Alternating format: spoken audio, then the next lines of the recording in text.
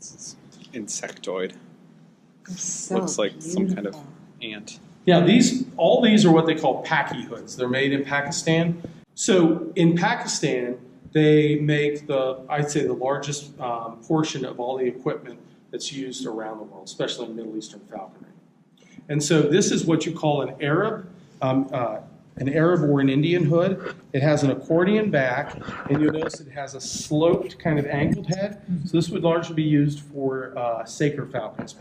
We're still using the same hood patterns that we used thousands of years ago. So the hood makers today are still using the same patterns that were perfected years and years and years and years and years ago.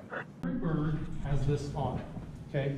Anklets, which go around obviously the legs, a pair of jesses. Most falconers now use jesses that are made of either nylon, braided nylon, or paracord, things like that. And then there's always a swivel, because when the bird is attached to a perch and he's flying around, you don't want to get him caught up. And then there's a leash. And so this is braided nylon, what they call stooping to the lure. So the bird comes down, I'm right-handed, so I'm always going to stoop a bird over my right shoulder. And as it comes down, I'm going to pull it away. It's going to try to catch it. It's going to go up, and then it's going to come back down. So you're constantly working and stooping that bird to the lure. So you're working the bird as it comes down, you lay it out, and you pull it away. And the game is, you can go low to high, you can go high to low. The game is, if the bird touches the lure, you have to drop the lure.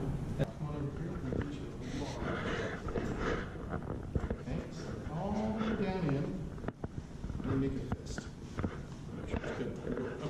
First thing you're going to say when you get the bird on the glove is, oh my God, it's so light. And then what's going to happen within the first minute? Arm's going to go down, right?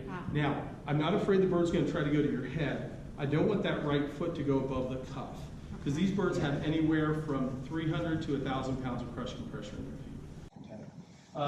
He is a Eurasian eagle owl. They're the largest species of owl in the world. So this is, so this is Henson. He is about 8 months old. He's imprinted. So when you work with owls, you have to imprint them, because they have a very simple mindset. Slide this down here. Wow, There we go. aren't you a Yeah, beauty? turn this way a little bit. I appreciate it. Thank you. Thank you. That's very kind of you to say. I do appreciate that. Oh, yeah, watch your hands. Oh, wow. So the horns go up when they're inquisitive or they feel threatened. So he's just inquisitive. Good, because I'm not very threatening. I am very, hey, Come on, big boy. no, go this way. Yeah. You want it? Ooh, He's big. He's not gonna do it. how old is he? He's 8 months old. Oh, is that all? Yeah. Wow. They, on average, live 50 years. All right. So my daughter's already said that she has So kids on. beautiful. Now, what kind of owl? He's a Eurasian eagle owl. That's right. So they're the largest species. He's the size of a male bald eagle, believe it or not. 8 to 15, 16 weeks, full-size Oh, okay. skeleton. The only thing that changes is they get more weight on them. But that's when he wants to look big and bad. So we saw Yeah. that deer, and he was like, look at me. There was That's a the babe. size of a bald eagle. Now you can actually see the size of them. When they usually kind of slump down, and now he's just standing all big and bad. So this is Sedosa. Sedosa is Sedosa is, whereas Kylo is my daughter's bird. Sedosa, we got her the same time we got Kai, and she's my bird. So I did all her training. And so you talk about trust. I mean, see her talons are razor sharp, you know, and she's got about as much crushing pressure as that red tail, but I trust her. You know, now I'm not stupid enough to do this if I had food in my hand, because she'd latch down regardless. But I mean, she and I have built this trust bond, and so let's step back over. Good girl. So she's a good girl. She's the bird I use for all of my go-to things, like if we're doing things where she has to fly indoors, or I need her to hit certain marks, because she's a good bird.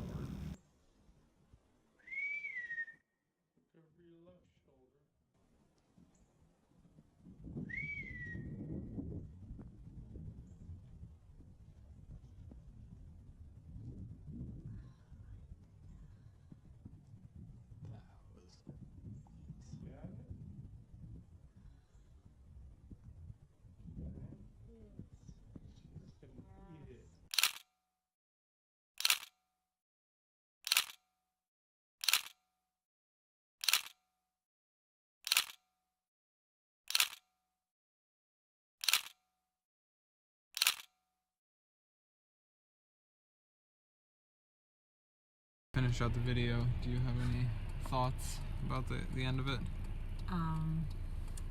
Gosh, no, it was really remarkable and wonderful and fun, and I can't wait to do it again, and thank you for photographing.